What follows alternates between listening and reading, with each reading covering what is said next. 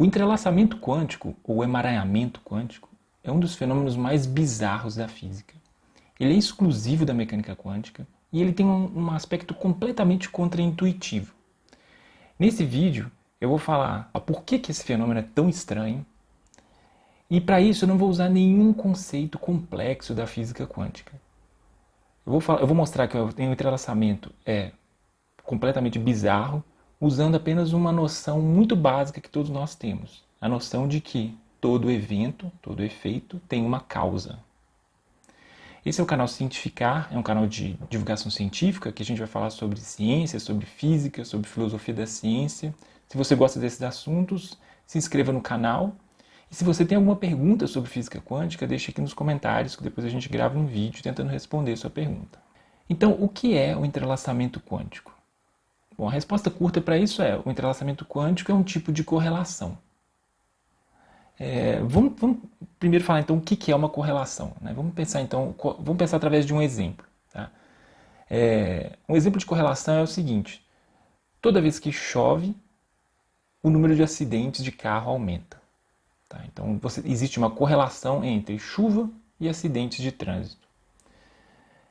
Essa correlação ela não tem nada de muito misteriosa, né? Qualquer pessoa que já dirigiu, que já esteve dentro de um carro, sabe que quando chove, as condições da pista e a visibilidade do motorista elas ficam prejudicadas, e assim a tendência é que as pessoas tenham uma dificuldade de dirigir e que aconteçam mais acidentes.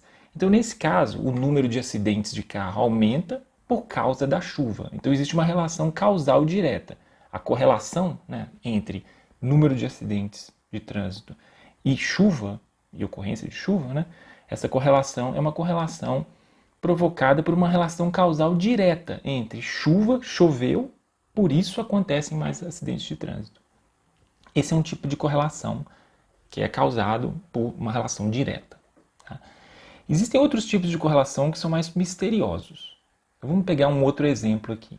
Esse gráfico que está aparecendo aqui, ele mostra que o aumento do consumo de sorvete em uma cidade coincide com o aumento de número de mortes por afogamento. Esse é um gráfico real, ele é retirado de dados reais, e isso não é observado só em uma cidade, não foi uma coisa que aconteceu num ponto específico, no tempo, no espaço. Ele é algo observado em vários lugares. Então a gente pode afirmar que existe uma correlação entre entre o consumo de sorvete e o número de mortes por afogamento. Essa correlação é mais estranha, é difícil de explicar. O que está acontecendo aqui? O consumo de sorvete causa mortes por afogamento? Ou mortes do afogamento causa consumo de sorvete? Isso não faz muito sentido.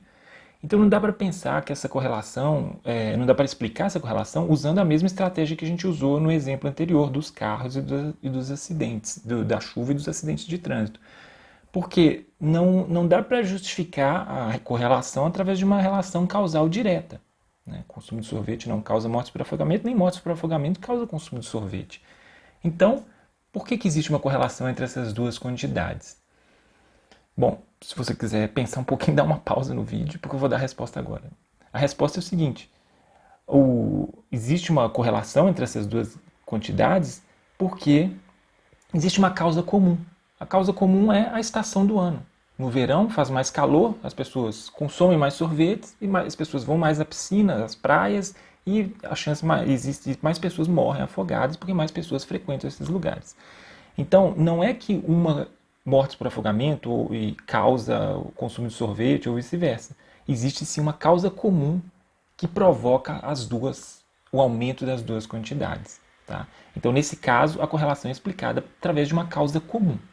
Bom, a verdade é que existem dois tipos de explicações para as correlações, explicações causais. Ou elas são provocadas por relação causal direta, tipo chove, portanto acontecem mais acidentes de trânsito, então existe uma correlação entre essas coisas, ou por relação causal, ou por uma causa comum.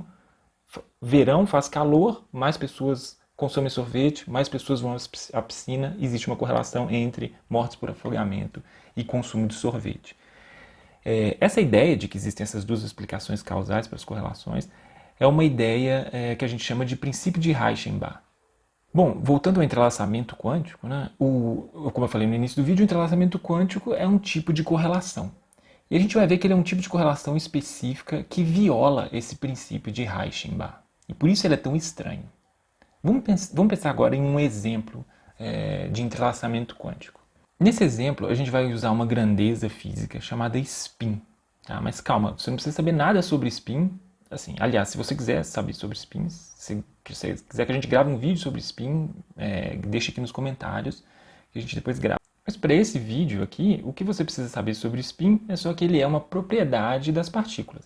Então, assim como um elétron tem uma massa, uma carga, ele tem um spin.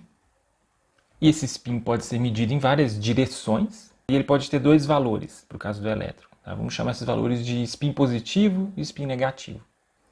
Então, nesse exemplo, a gente vai considerar o seguinte, que alguém preparou um par de partículas, um par de elétrons, nesse estado estranho de entrelaçamento quântico.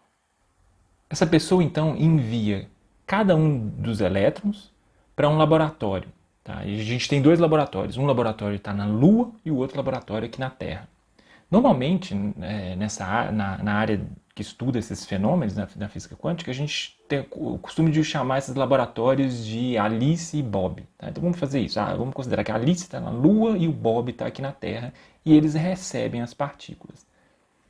Eles vão fazer medidas, eles vão medir simultaneamente o spin das partículas que eles recebem. Tá? Então, ao mesmo tempo, eles vão fazer medidas de spin e eles vão registrar os valores. Então, a Alice recebe a partícula dela, ela mede o spin, Bob recebe a partícula dele e ele mede o spin da partícula. Essas medidas são feitas ao mesmo tempo e esse procedimento é repetido muitas vezes. Então, a Alice faz suas medidas e monta uma tabela com os resultados das medidas. O Bob faz a mesma coisa, monta uma tabela com os resultados das medidas que ele obteve. Depois de um tempo, a Alice volta para a Terra, encontra com o Bob e os dois comparam os resultados, eles comparam as tabelas que eles registraram, né, com os valores registrados. E aí eles percebem o seguinte, eles percebem que quando a Alice mede uma determinada direção, por exemplo, horizontal, e obtém um valor positivo, e o Bob mediu também na direção horizontal, o valor dele seria negativo. Tá? Então, quando eles medem na mesma direção, os valores são sempre opostos. A Alice mede positivo, Bob mede negativo. Bob mede positivo, Alice mede negativo. Portanto, existe uma correlação, eles percebem que existe uma correlação entre os valores de spin que eles mediram dessas partículas. Os elétrons estão correlacionados, portanto, considerando o que a gente falou anteriormente sobre correlação, a gente pode explicar essa correlação, pode pelo menos tentar explicar isso, usando ou a ideia de que existe uma relação causal direta entre os resultados de medida da Alice e os resultados da medida do Bob, ou a ideia de que existe uma causa comum que causa os dois resultados. Porque a correlação pode ser explicada dessas duas formas. Acontece que o primeiro caso não pode ser uma explicação porque os laboratórios estão separados a uma distância muito grande e os experimentos foram feitos simultaneamente. Então, o que acontece no laboratório da Alice não pode interferir no que acontece no laboratório do Bob. Isso faz parte da nossa noção de causalidade. O que eu faço aqui agora nesse quarto, ele não tem influência, não tem a capacidade de influenciar alguma coisa que está lá no Japão. Né? Existe um tempo necessário que a minha ação aqui, né, leve um certo tempo para atingir uma outra região do mundo. Né? Essas coisas não acontecem instantaneamente, eu não consigo fazer um efeito instantâneo à distância. Então, a nossa noção de causalidade proíbe essa primeira explicação. Bom, isso é balizado ali pela nossa noção mais intuitiva de causalidade, mas formalmente isso é proibido, essa possibilidade é proibida pela relatividade restrita, tá, do Einstein, que mostra que no máximo a velocidade, né, de influência de causal tem que ser no máximo a velocidade da luz, então ela não pode ser uma coisa instantânea. Então, se os experimentos são feitos simultaneamente, não dá para o laboratório da Alice interferir no do Bob ou do Bob interferir no da Alice. Então, essa primeira explicação de relação causal direta é descartada. Vamos para a segunda agora. Né? A gente pode pensar que Alguma causa comum explica os resultados obtidos pela Alice e pelo Bob, a correlação entre esses resultados, né? Uma causa comum pode explicar isso. Então, um tipo de causa comum pode ser uma espécie de configuração prévia desses elétrons, né? Como eu falei, os elétrons são preparados por alguém e esse alguém manda uma partícula para o Bob e uma partícula para a Alice. Pode ser que quando ele preparou essas coisas, ele já preparou de um jeito que a partícula da Alice, quando medida para cima, correspondia à partícula do Bob medida para baixo. Pode ser que esse estado tenha sido preparado assim, ele já escolhia os elétrons dessa forma. Acontece que a mecânica quântica ortodoxa, né, a interpretação mais comum da mecânica quântica, que é a interpretação de Copenhague, ela não concorda muito com essa ideia de que partículas tenham configurações prévias. Nesse vídeo aqui, que eu estou colocando aqui no card, eu explico um pouco mais sobre isso. Bom, mas será que nesse caso a interpretação de Copenhague, ou a interpretação ortodoxa, não estaria errada? Será que não existe um experimento capaz de definir sobre esse impasse que surge, né? Aqueles que vão defender que então um impasse entre aqueles que vão defender que existe uma explicação causal para esse caso do entrelaçamento. A explicação causal é a configuração inicial das partículas. E por um lado, né, as pessoas defenderiam essa posição, por outro lado, a interpretação de Copenhague defende que, bom, não é bem assim, essas configurações prévias não existem. Mas nesse caso, a discussão fica sempre no campo das ideias e não existe nem... Será que não existe um critério experimental para a gente decidir sobre isso? A verdade é que em 1960, na década de 60, né, 1967, um físico norte-irlandês chamado John Bell, ele consegue elaborar um experimento, né? Ele faz uma proposta experimental que seria capaz de decidir entre esse impasse. Esse é um dos resultados mais importantes da física e ele é chamado de Teorema de Bell, ou desigualdade de Bell. Então a proposta do Bell foi apresentada na década de 60 e já na década de 80, né, de 1980, alguns experimentos foram realizados. E muitos outros foram realizados, e até hoje são realizados, em diversos sistemas físicos. E o que todos esses experimentos mostram? Eles mostram que a explicação causal, através de causa comum, também não é adequada para esse caso. Então, segundo esses experimentos, essa nossa noção de relação de causa e efeito entre as coisas, ela não vale para a mecânica quântica. O entrelaçamento quântico viola essa nossa noção. Não dá para explicar a correlação que é gerada pelo entrelaçamento quântico usando a nossa noção de causalidade. E é por isso que ele é uma coisa tão bizarra.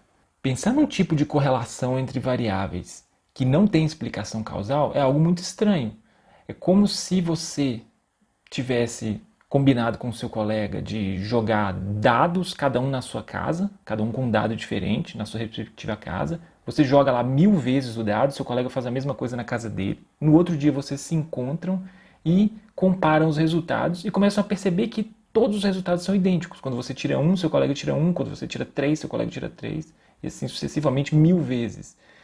Esse seria um caso de uma correlação entre variáveis aleatórias, né, sem explicação causal. Né? Então, isso seria um caso bizarro? Seria, por isso que não acontece. O entrelaçamento quântico é algo desse nível, desse tipo. É um tipo de correlação que não tem explicação causal. Então, de forma sucinta, o que tem de estranho no emaranhamento ou no entrelaçamento quântico? O que tem de estranho é que esse fenômeno permite que partículas estejam correlacionadas, mas nós não conseguimos dar uma justificativa causal para isso. A gente não consegue explicar a causa dessas correlações. E por isso, ele é um fenômeno extremamente bizarro, extremamente contraintuitivo.